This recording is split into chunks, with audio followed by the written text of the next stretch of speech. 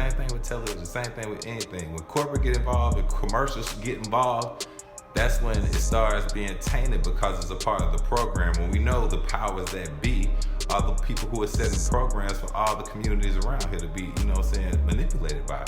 If we know this, now that we know this is why it's important to keep rap at its purest. We need our accents in our regional areas and our stories and our experiences to be at their purest, so other people who aren't where we're from and who don't live where we live understand that they are not an isolated situation. They're not the only one going through what you're going through. That's the power of a song. That's the secret of the soul. The soul can hear the story inside the song, and the song is the first step to understanding that you're not alone. So when you're not alone, you feel stronger. And they're taking our strength out of our music, and it's blatant. It's like in the early '90s, last little bit of like New York sounded like New York. Atlanta sounded like Atlanta. Houston sounded like Houston. The Bay Area sounded like the Bay Area. LA sounded like LA. Detroit sounded like Detroit. Chicago, so forth. Everybody. Memphis. Everybody had their own individual, distinctive sound. Because if we all born individuals, why in the hell is everybody dying to die a copy of somebody else who's a copy of somebody else who's a carbon copy of somebody else? All this is by design. All this is on purpose because they're stealing again. They're stealing again. It's intentional as hell. It's purposeful as hell.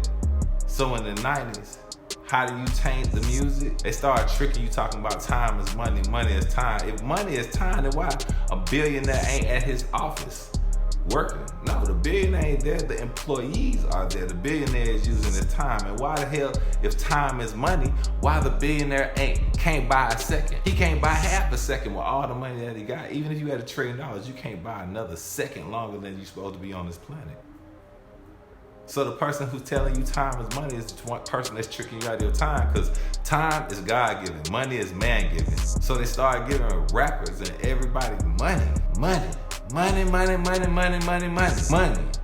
And then you started having people with the best intentions. It's not even a rapper's fault, because if you got somebody doing a life sentence and you just seeing two niggas get up out of here, jumping that goddamn fence, or going up under that fence, or dressing like however they need to dress like a guard to get out of there, they don't give a damn what you gonna call them. They gonna come up out that thing. It's like you starve somebody long enough, whatever you feed them will be food to them. When you can call them anything that you want to call them. You feed them dog food, then you call them a dog. You feed them garbage food, you call them garbage man. So the same thing in this situation when they do this to the artists from our culture. It's the same thing they do. So they start putting money in the game, and now can't nobody do nothing but talk about money. And that is the first step into stealing. One of the secrets, one of them powerful secrets in that book y'all like talking about, is if you really want to take something, you gotta give first. The conquerors give. So they're giving that. The colonizers give. They're giving you the money. Now you talking about money.